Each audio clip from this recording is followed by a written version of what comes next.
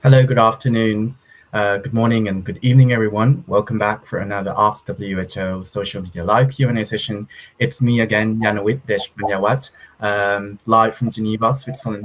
Yesterday, we have just launched a groundbreaking report on eWaste, which we will learn more about it together as we go along. And that's why we're here today with you to talk about the issue, the report, and get some of your questions answered. Today, I'm glad to be joined by the lead author of the report, Marie-Noëlle Bundris. Welcome, Marie-Noëlle. How are you doing? I'm doing great. Thank you, Yanawit. Awesome. And congratulations for the successful launch of the report yesterday and a bunch of picks up in the media around the world. Before we get straight to our business of the day, would you mind giving a brief introduction of yourself to our viewers? What's your expertise and what are you working on at WHO? Thank you. I'm a biologist by training, and I've been working in WHO on children's environmental health. That is on all the main risk factors that affect children and how we can prevent them to lead them to healthier lives. And I'm particularly interested in everything that is an emerging issue or that is already not well covered elsewhere. And there's things like endocrine disruptors, and for example, electronic waste is one of these issues that is only now being recognized as a health issue. It's one of the things that we want to do with our report. Thank you. All right, let's kick this off with an opening question for myself. As we just mentioned, WHO just launched a new report on eWaste. Could you tell us, and those who may not be familiar with the term, what is exactly eWaste? What does it stand for? And perhaps give us some examples. Yes, so eWaste, the E in eWaste stands for electronic and electrical. And so it's any kind of electronic and electrical equipment that has become waste, and also all its different components, for example, cables. So as part of eWaste, we have many things. We can have fridges, we can have cell phones, we can have TVs, we can have laptops, we can even have toys, furniture, anything that has electronic or electrical equipment in it and that has become waste. All right, thank you very much for a great and brief explanation. Before I get back to you, Marie-Noëlle, I forgot to welcome our lovely viewers who are joining us from all around the world as usual. Today's topic is about the newly launched report on e-waste or electrical waste and its impact on human health. To ask your question on Twitter, use hashtag AskWHO. And those of you who are watching us on Facebook and LinkedIn, simply leave your question in the comment section. We'll be monitoring your questions and we'll get them answered. So now we know what e-waste is. So I'm wondering how this is a health issue then. What is the link between e-waste and health? Yes, thank you, Yanawit, and welcome everyone. E-waste is actually, so electronics and electrical equipment are really important. They're part of our everyday life and of our advances. But once they become waste, they have in them, maybe people don't know, in them we have a lot of very valuable materials. We have gold, we have platinum, we have copper, and we also have hazardous materials inside electronic waste, that is materials that could be very toxic for our health, mostly a lot of chemicals. And so when it's improperly recycled, informally recycled and discarded, all these materials reach the environment and they can reach us and reach the children. So one of the things that we really highlight in this report, and this is the first important half of the report, is we wanted to know exactly what are the effects on children related to electronic waste. And this is due because a lot of there's communities all over the world that work on informally waste recycling. So these children are exposed because either they work with the e-waste themselves or because they are in a neighborhood where all this e-waste is being dismantled and you have things like lead and mercury that go into the environment. So the main health effects that were linked to e-waste as part of our review were, first of all, impaired neurological and behavioral development, which basically it means it's affecting the children's brains. So a brain is very much developed while we're in utero in the first years of our life, and then it continues its development until we're about 20 years of age. So all through that time, it's better that we are not exposed to toxic chemicals that can affect it. And there's a lot of them in e-waste. So we know that this is stunting children's brains. It has also been linked to negative birth outcomes, such as stillbirth and also short birth length and weight. Also problems with respiratory problems, with lung function and respiratory effects, including asthma. Also problems of the thyroid, changes in the cardiovascular system function, DNA damage, immune systems impacts, which this means that we are more prone to catch infectious diseases because our immune system is more compromised. And also something very important, it's also not only what it causes to the children at the time, but also the fact that we found that it's linked to diseases later on in life. So you may have cardiovascular diseases, cancer, diabetes later on in life that are linked to those exposures that you had maybe earlier on in life when you were exposed to these components. Thank you. Wow, it seems like there are some serious health implications associated with e-waste that I wouldn't think of. While we're waiting to receive some questions from the audience, I have just one more question. Could you please tell us why e-waste is a rapidly escalating problem, and why do we need to pay more attention to the issue, apart from the health that you just mentioned? Yes. So we all know that we have a waste problem in the world. We talk a lot about plastics today, but electronic waste is actually the most fast increasing domestic waste in the world. So it's going up and it's expected to continue growing. We use every day more phones, more equipment. We think that in the life environment, actually statistics show that in North America and also in Europe, we change our cell phones every 2 years, which means that in a lifetime, we'll probably use about 30 cell phones, which if we change them every 2 years becomes a lot of waste.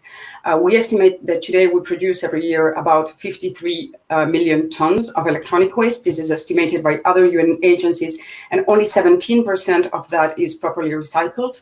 The rest either ends up in dump sites, in landfills, or is thrown into the garbage, but most of it is actually recycled, often shipped to developing nations, and it's recycled there in very poor conditions. So that is a lot of waste to recycle and a lot of potential to harm the world. And in addition, talking about specific numbers, we know today that about 18 million children work in the informal sector, of which e-waste is an important part. And we also know that we have about 12.9, close to 13 million women that actually work in the waste informal sector. So a large part of this is e-waste, which means these women will eventually one day become pregnant, have children, and all these toxicants that remain in the body are not going to do the baby any good. Thank you. Wow, the number of children being exposed to e-waste toxicants is pretty terrifying, I have to say. I'm seeing some nice questions are now flooding in. Before we get to that, Marie-Noëlle, I wanted to go back and talk a bit about the report itself. I know you have a lot to say for us today. So what are the highlights, really, like the key finding, the highlights that you would like to share with our viewers today? So I think the main highlights are the impacts that it has on children, but it is also the fact that we have a very important action section in our report, and it's the fact that we can do a lot of things already today.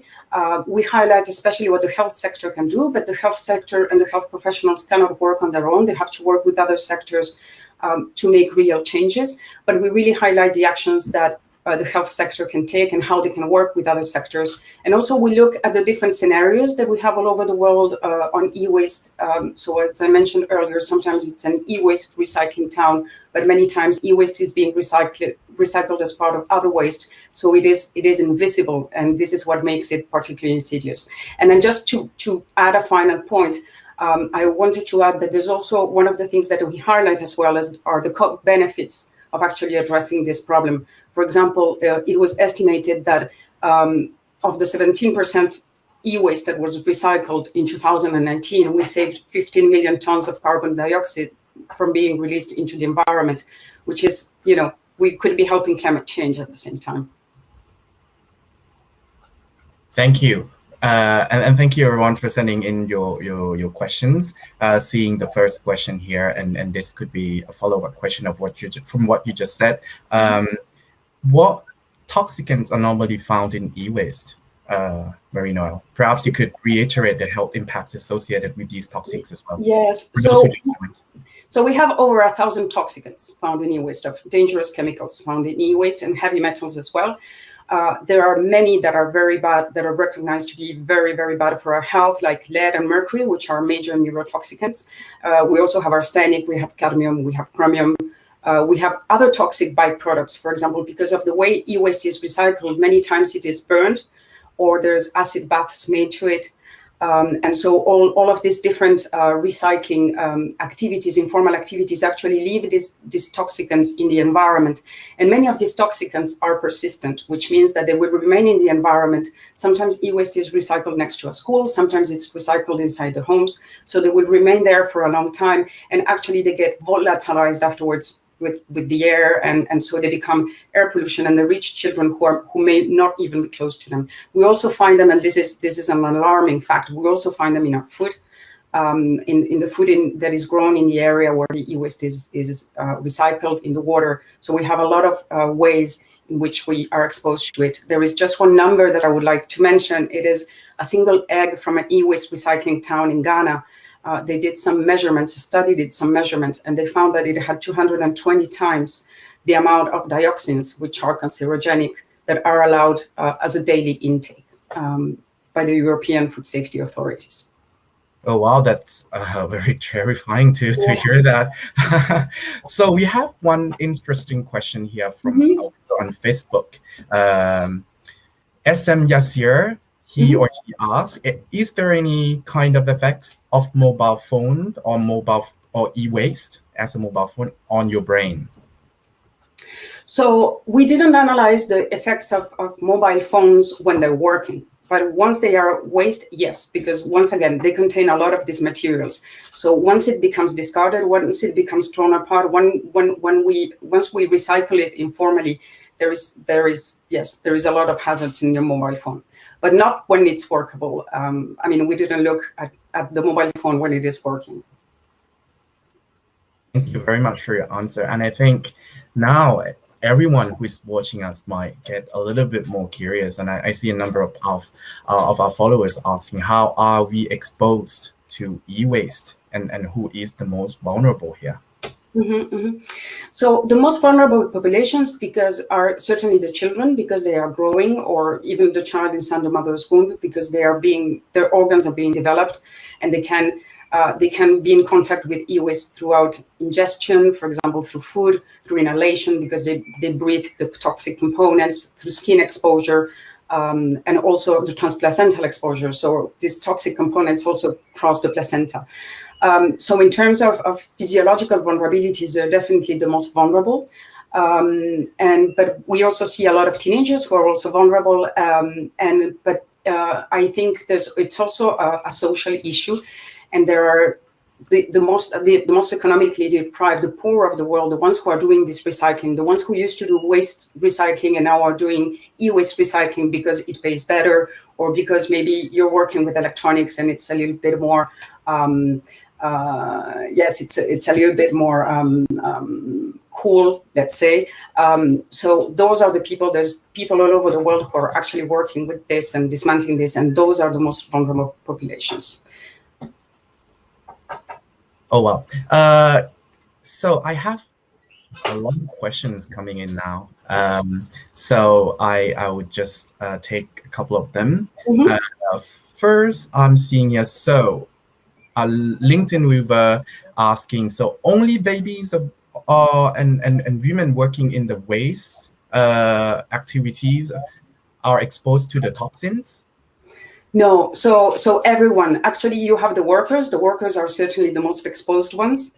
But we have a lot of child labor. All these children that I mentioned are children who shouldn't be working, and they're doing this to help their parents to generate an income. So they're doing this in the end for a reason to help their family, but they're particularly exposed. Any human being who is exposed to all these toxics that come from e-waste recycling, you actually see it. For example, when they throw the cables, one of the things that is done is you take a lot of cables, you put them into a fire, and you retrieve the copper inside.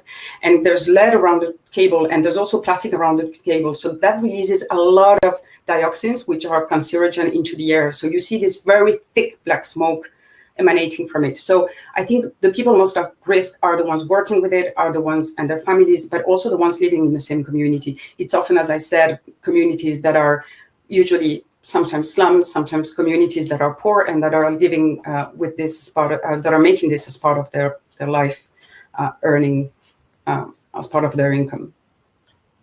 Well, thank you. I think a lot of viewers are is having the same questions on how can we protect ourselves or our children or our future generation, or to reduce our risk of exposure to those eWaste toxicants. Perhaps you could share with us, a way to tackle this problem individually. Yes. So individually, so there's different solutions for different levels, and there's also different sectors that need to do different things. I think one of the things, and I'm going to talk more globally here, one of the most important things is we have conventions, international conventions, like the Basel Convention, which is a convention on waste. And so those countries that have signed that convention should really make sure that it's implemented, and that we don't ship our waste and it goes and ends up somewhere else in the world where it's being discarded. For example, that's a very important thing. We also need to make sure that we put child health and health at the center of all our e-waste policies. A lot of countries have e-waste policies in the world, but they're not being implemented, which is why we still have this huge problem. But I think when you come in with the message of health, with the message of child health, it's really important. Another thing we have to do is to work with industry, and we don't work with industry directly in WHO, but other UN agencies do, in trying to find ways into the circular economy, which means if you sell something, you have to be able to take it back afterwards and to recycle it. So take back systems, producer responsibility, make our electronics last longer, and not just that we have to change them all the time, and also use less toxic materials in them. So that's more at a global level, and I think health can also be very powerful in working directly with these communities, because we have to help them have a different way of income, recycling the waste, the part of the waste that can be easily recycled and they can still make an income with, in a way in which they're protected, but at the same time be able to keep their livelihoods. But if you want, I can also go into what we can do at an individual level, if that is the question. Thank you. So there are quite a few questions coming in now, Marie-Noëlle. One question from LinkedIn. Could you please share your recommendations on recycling strategy or recycling solution that we all could do at home? So I think the best thing that you can do at home is take back. I mean, there should be everywhere places where you can take back your electronics, and this is really important. Just don't throw anything, not even a cable, into the bin, because most of our garbage gets burned, and so you really have to make sure that whatever you have, you recycle it. And so I think at a personal level, again, and what we can do in our homes, and what I really encourage also the young people to do, because they're the future generation, is what we call the 3 R's. So reduce, reuse, recycle. So don't change your gadgets because they're out of fashion. Make sure that anything that is electronic or electrical equipment or a component gets taken back to the right recycling place. This changes from country to country. And also think about having it repaired. Thank you.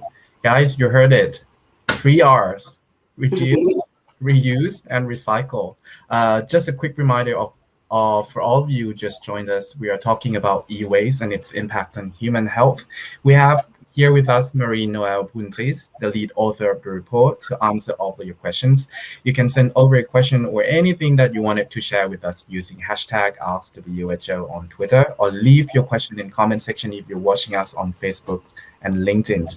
So Marie-Noëlle, the next question is pretty interesting. And I think it's a follow-up of what you just said as well. So what do you have a guideline for recycling of e-waste? Does WHO provide any guidelines? No, we don't have, but what we're doing in WHO right now, we don't have a specific, I mean, what we have with this document is guidance on what the health sector can do. So what doctors, nurses, what the Ministry of Health can do, to raise awareness on this issue and also to act on this issue to help this poor community. So we have a lot of recommendations or guidance on that.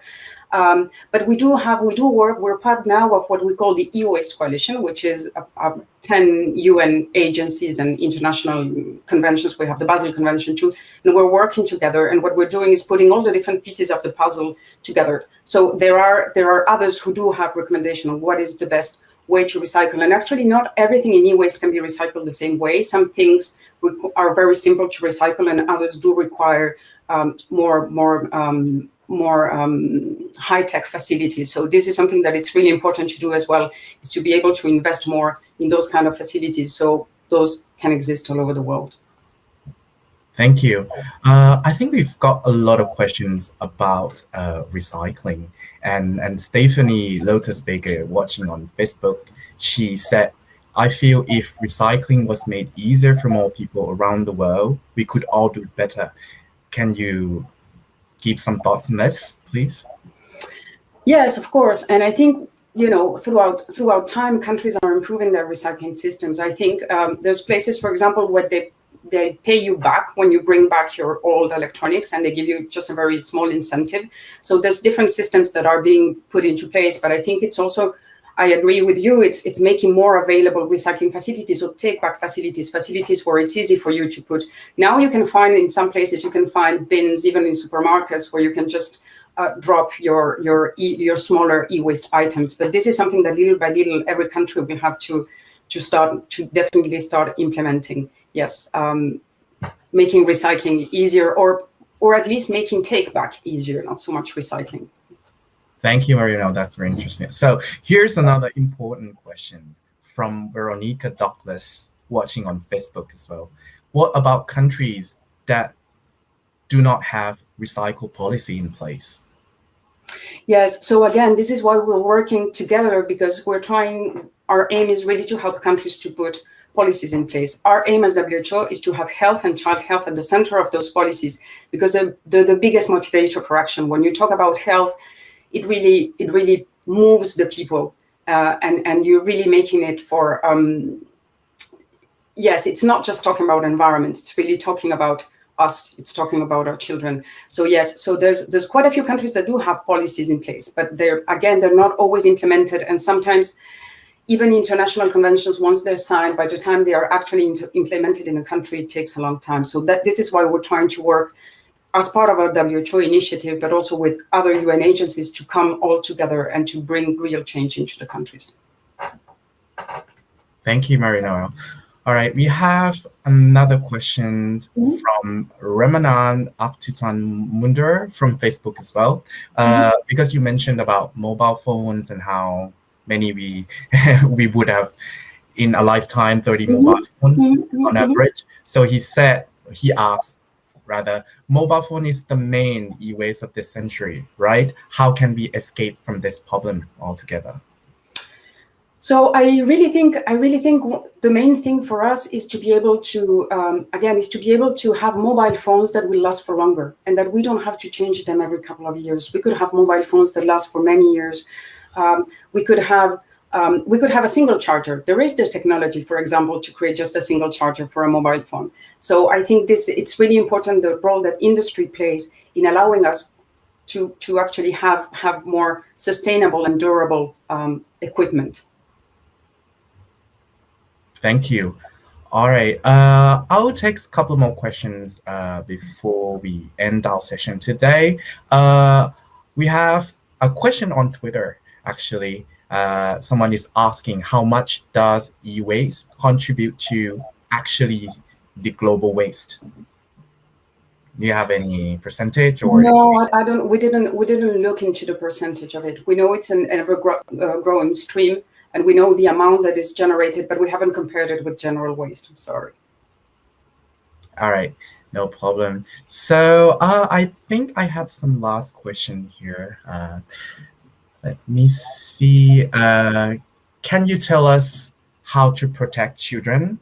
Is there any personal protective equipment in place for different parameters that you just pointed out, and how much is this practical? Yes, so that's a very good question.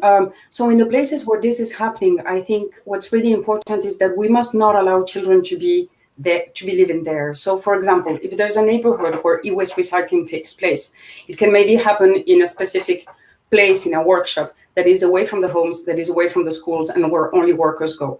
There is protective equipment. Protective equipment is expensive. It's not always used. It's not always used because it's encumbrant somehow, but it's important that it is provided. I think the most important thing is that the occupational health sector and the labor sector also provides proper training on how the workers should protect themselves. Another important thing that you can do is change your clothes, for example, when you get home, because all these toxicants also remain in your clothes, and so when you hug your children, you can contaminate them again. But the problem is a very important problem. I have seen houses, I've visited houses in slums where you have the whole yard, the whole garden is just piles of e-waste, because that's the way the family make an income. And not only the children are playing in the e-waste and they're working with the e-waste, but even inside the house, I saw that there were the bedrooms. I mean, the walls that separated the beds of the different children were made of old car batteries, and they're full of lead. So I think the most important thing is we must not allow child labor, and we must take away the children from the exposure. And so we must make sure that they live away from these sites. We also need to clean up these sites where e-waste has been happening, because there's lead, there's tons of things that remain there. But at the same time, there is a way in which the workers can be trained. And this is happening, for example, in Ghana. There's a huge, the Abogloshi town, it's a huge e-waste recycling town. And they're trying right now, they're doing research on different ways that workers can continue working on e-waste without harming their health, doing something different than the traditional way they recycle the e-waste. Thank you, Marina, for a great explanation. I have one question that I think it would be nice to reiterate, because we have Akanjikuya Eduardo from Uganda, watching from Uganda. Mm-hmm. I think he's just joined us. So would you mind tell us, or tell those who just joined this live, what is e-waste briefly, and what's the impact on human? So e-waste is electronical and electrical waste. So any equipment, electrical or electronic equipment that becomes waste, that is no longer used, and it becomes waste, and all its components. It could be the cables, it could be the light bulbs, all the different components. So it's anything from a fridge to a printer to a laptop to a cell phone, even toys, even furniture today, even cars have a lot of e-waste in them. You know, there's also a future of e-waste, because what's waste today is something that, you know, we have been using for a few years, but we'll see what kind of e-waste we have in the future. It may be different from now. Thank you, Maria. And I'm sorry, and you asked me about the health impact. So we've been looking at the fact that children are particularly affected by when e-waste is recycled improperly, which happens over 80% of the time. There's a lot of toxicants that are released into the environment, and this really harms their brains, the lungs, their immune system. It brings stillbirths, and among other health effects, the thyroid system, and it also can lead to diseases later on in life, in the future. Thank you, Marina. So you mentioned earlier about the coalition that your show is part of. So one question from Facebook, he or she is asking, is there any international monitoring body who monitor this issue? Yes. So a couple of the members of the coalition produce every couple of years a very interesting report, which is called the Global E-Waste Monitor, and there was one produced in 2020. So it looks at the amount of e-waste that is produced by every country. For example, we know that the African region is the region that produces the less e-waste in the world. So you can see how much is generated country by country, where there is a policy in that country, and also what are the flows in the world. Because a lot of this e-waste is unfortunately shipped to other countries as fake donations. So we don't know what to do with our computers. It's very expensive to recycle them. So we ship them elsewhere, saying, okay, this will serve elsewhere. But actually, because it's waste, it ends up in this recycling dumps, in these dump sites. So there is if you want very specific numbers, there's the Global E-Waste Monitor. And there's also the Global E-Waste Statistics Partnership, which is a website. And there you can see every minute or so, they keep updating the numbers for every country. Thank you, Marie-Noelle. All right, I think I've seen a lot of people, a lot of our viewers expressing their willingness to fight against e-waste and to protect our generation and future generation. Perhaps apart from the 3 R's that you just mentioned earlier, the reduce, reuse, recycle, what else we can do to help? So I think what you just said is exactly that. I think we need to create awareness, because I don't think a lot of people make the connection yet between your cell phone and what will happen with your cell phone, and the fact that it will end up endangering or harming someone's lives elsewhere. So I think it's really important to raise awareness and to see that health is really at the center of our electronic waste, and that in the same way that we are all marching and asking for climate actions, we need to do the same to raise awareness about this issue. And there's been a lot of talk about plastic in the oceans. There's so much less talk, and this is not a very much known subject, but even our Director General called it a tsunami of eWaste. So there's a huge amount being generated. But I think at local level, you can raise awareness, and you can also even create, encourage. I mean, there's places where they have repair shops, for example, and they have a repair coffee once a week, and people bring the things that don't work, and there's engineers there who help them sort them out. There's already a few steps that we can take. But I think the most important one is really raising awareness about this, so that we can implement the right policies, and we can also push for the industry to take actions and allow us to go also into a more circular economy, as I said. Thank you. So last question here, Marie-Noëlle. Mm-hmm. Would you tell us what WHO is planning to do to tackle this tsunami of e-waste going forward? Yes, thank you. So we have a WHO initiative on this. We've had it for a few years now.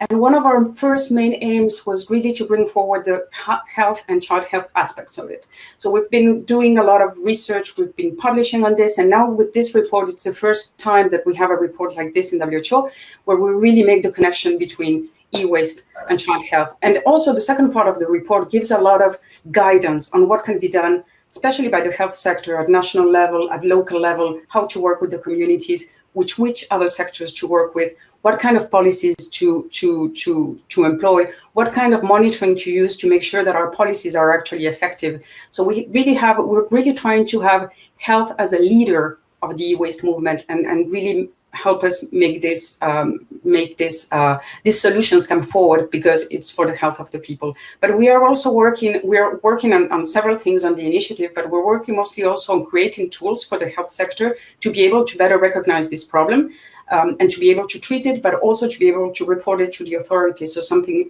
is done about it, and again, to be able to work with the communities. And lastly, the other thing we're doing is right now we have our 3 first country pilots, Bolivia, Panama, and Nigeria, where we're testing somehow what is the best solution for the health sector, so we can then compare the solutions, bring them to other places where they can adapt them for their own. Thank you. Marie-Noëlle, I think we are running out of time now. Mm-hmm. Do you have any last words that you wanted to say to our viewers today? No, I'm really happy to see such a big audience today. This is something really important that, when we think about child health, we often do not think about environment and least of all about electronic waste. So I think there's a lot of solutions, and I think there's also a very optimistic future in front of us if we take action now. So there are solutions out there. We just need to make sure that they happen. And yes, I would like just to remember everyone that we've been talking about resources, but children are our most precious resource.